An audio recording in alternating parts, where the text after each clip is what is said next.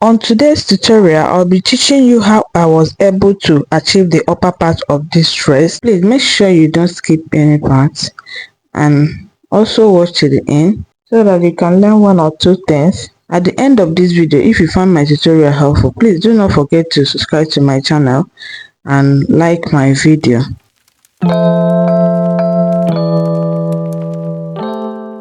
Okay, to make this basque illusion waistline, you need your corset pattern. I have mine that I've drafted already. If you don't know how to draft a corset, I have several tutorials on my channel on how to do that. Please do check them out. I will go ahead now and cut it out. This is what I have when I was done cutting it out. The next thing I'll do is to merge the side front and the center front together. Please note that I did not put my pattern on fold. It's on a single piece. So when I'm transferring it to my fabric, I will put it on fold. I will use my scotch tape to tape it down. After taping it down, I will now transfer it to my fabric. Before you alter your pattern, make sure you transfer it to your fabric. So I will put my fabric on fold and I will cut it out. This is what I have when I was done cutting it out. I'll use it to cut both for my lining. Can you see what I have? I also cut my back part. So the next thing I'll be doing now is to alter this pattern. I'll be slanting it the way you see me doing on this video. So just watch what I'm doing, you get it right.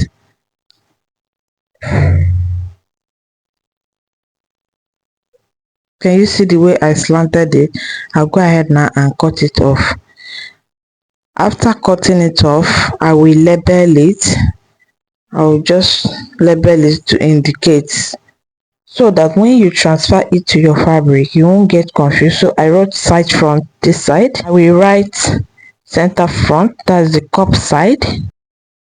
Just label it the way you understand it. All right, so I'm gonna ahead to iron my hairstay on my front part, both on my lining.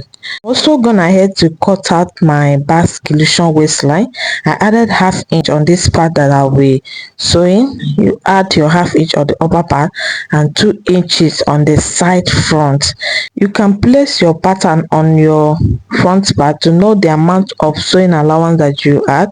So before I do that, I notch the middle part. I place my pattern on it. After that, I now transfer it to my navy blue satin fabric to cut it out, and I cut out 2 for this side and 2 for the other side.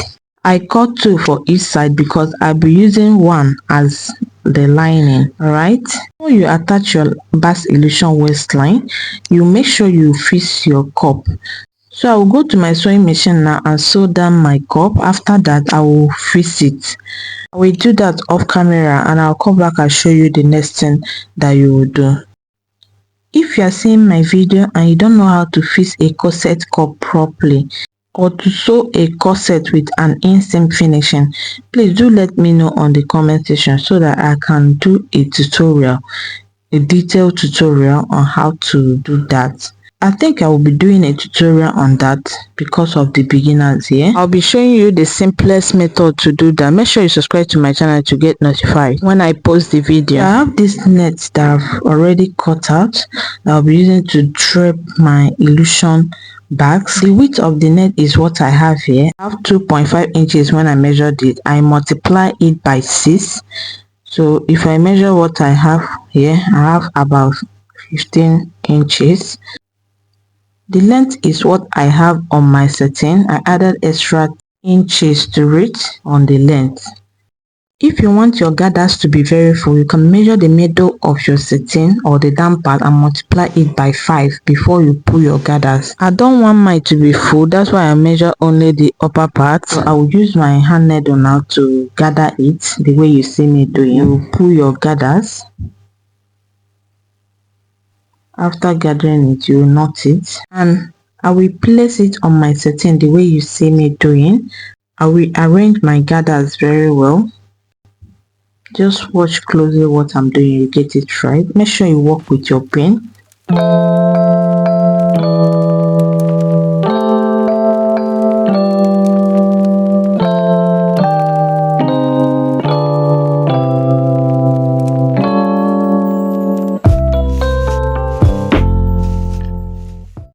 Can you see how I hold all the four corners with a pin? I will trim the excess out. After trimming it out, I will go and sew it round. Just sew it to secure it. This is how you secure it round. I'm done sewing it. When I was sewing it, I found out that the net is stretchy. I was sewing the damper. I removed all the pins that I used to hold it, and I was stretching the net so that it can lay flat. If you don't do it that way, the net will not relax very well on the satin. After stretching it, I trimmed the excess net out. After that, the next thing I'll be doing now is to use the lining that I cut out to turn it. So I will be turning only the center front. I'll place it this way and I will sew with half inch sewing allowance that I added. After sewing it, I'll turn it like this. I'll go to my sewing machine now and do it and come back and show you what you will have. Please, if you like what I do here, you can support my channel by subscribing if you have not subscribed, and make sure you turn on your notification bell so you get notified once I upload a new video. This is what I have when I was done turning it. I will open press the seam and iron it properly. After ironing it, I will secure it down this way. Do it off camera and come back and show you. So I've already attached my cup. Can you see what I have? Fold the center front by 2 to determine the middle. So this is the middle point I notch it. So what I will do now is to place it this way. Just watch what I'm doing, you get it right. After placing it, I will pin it down. Please note that this draping can also be done on a dress form. I use this method for the sake of beginners and also find this method more easier. You can use any method that works for you, alright?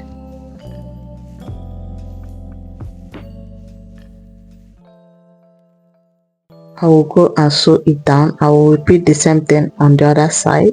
I arrange it very well. After arranging it, I make sure that the basque waistline overlap each other. That's the navy blue net. Make sure that it overlap at the center front. After that, I will now sew it this way. I will go to my sewing machine and sew it and come back and show you. So I have secured it. Can you see? I'm also gonna have to fix my yoke. As you can see, I've also used my lining to turn the neck side. I use an invisible boning technique to make this corset. That's, I attach my boning on the lining so that the boning will not be showing on the main fabric.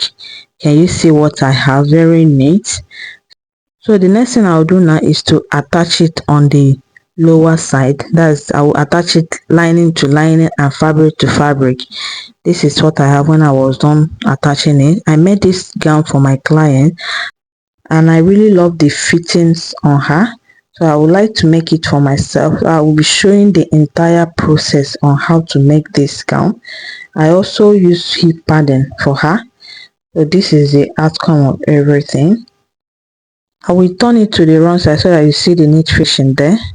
Can you see what I have? This is how I made the gown for her. So if you find my video interesting, do not forget to subscribe to my channel and turn on the notification bell. So for the beading, I bought this crystal bead. I didn't know the exact bead that they used on the original dress on my thumbnail, so I just bought what I think that it will be good. And also bought broken bead. This is the broken bead. For the navy blue on, I bought sand bead. If you are buying your bead, please buy only broken bead. That's for the sky blue one. There's no need of buying sand bead. I just managed it because I did not see broken bead on navy blue color. Before I start my beading, I will use my erasable pen to mark the lines on where I will be fixing my bead. So after marking it, you start your beading.